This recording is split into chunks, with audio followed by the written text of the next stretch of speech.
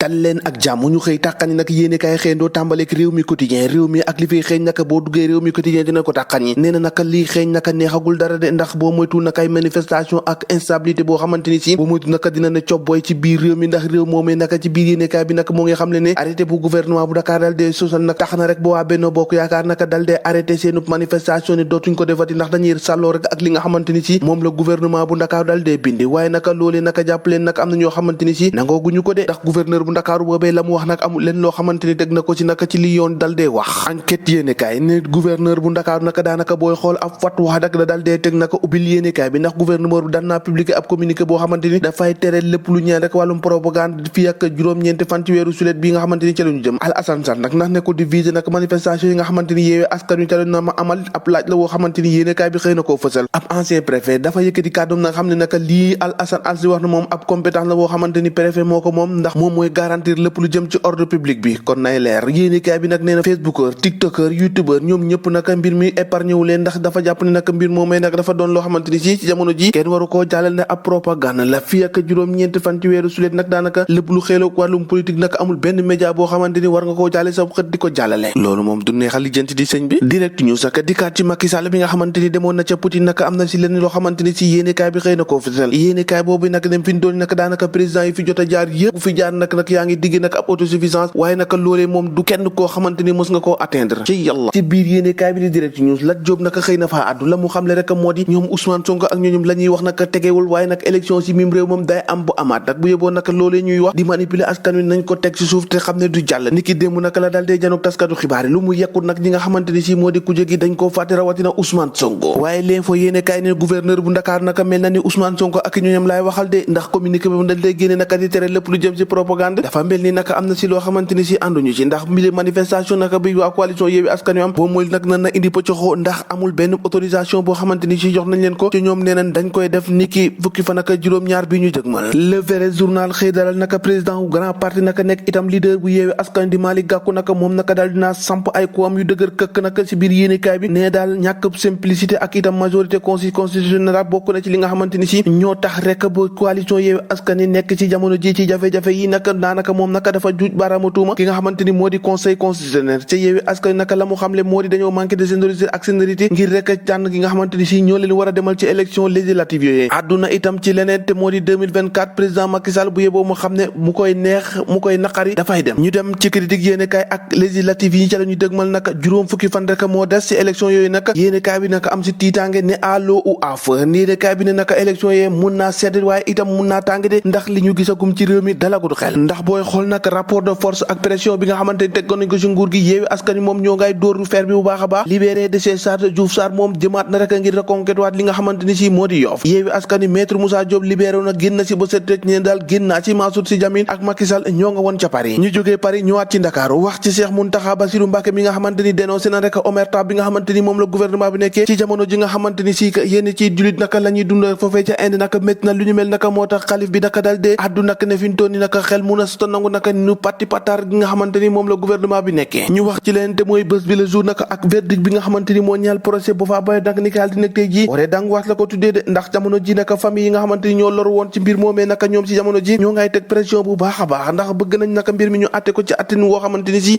dina dal seenu xel ki bugg a dalal xelu askan wi kay moo di xalif bu nga xamante ni moo di borom daaru moom naka dal dinaa yëkkati ay kàddoom ci tribune yéene kaay la mu ca xamle moo di Macky Sall dafa war a askanam moom borom daaru ci biir yéene kaay bi nee na Ousmane Sonko ak Macky Sall ñoom ñoo war a dalal xelu askan wi ci jamono ji waaye itam nee na moo ngaa ñaanal Bougane Gueye Dany xam na ne naka il faut ñu respecter jox dayoo daka ak gëdd institution yi nga xamante ni moo nekk Sénégal taxaw ci mbedd mi saaga ku la neex loole moom looy wax te waxoo ne manque de personnalité nag waxoo dara naka xalif bu daaru borom daaru nag moo ni àddoo ci biir yéene kaay bi groupe des médias nee na Sénégal nag ci jamono ji nekk na ci tolluwaay woo xamante ni lu ñeel wàllum politique ak leneen nag dañ ko war a jël sànni ko nale moo gën de ndax ñu dund ci jàmm le mandat yéene kaay dikkaat ak tëju Cheikh Bara Dolly Mbacké moom yéene kaay bi nag xëy na samp laaj wu am solo nee na moom député bi ana lan rek la immunité parlementaire naka mën a indi ci loolee nga xamante ni moom lañ koy toppee laata loolu moom tëjagum nañ ko di xaar l'évidence yéene kaay dikkaat ci leneen naka ak Macky Sall mi nga xamante ni moo dalal ki ko gënoon a mun a saaga nag nekkoon foofee ca France yéene kaay bi ne Macky Sall dalal na ab saagakat ba noppi nag tëj ab saagakat réew maa ngi noonu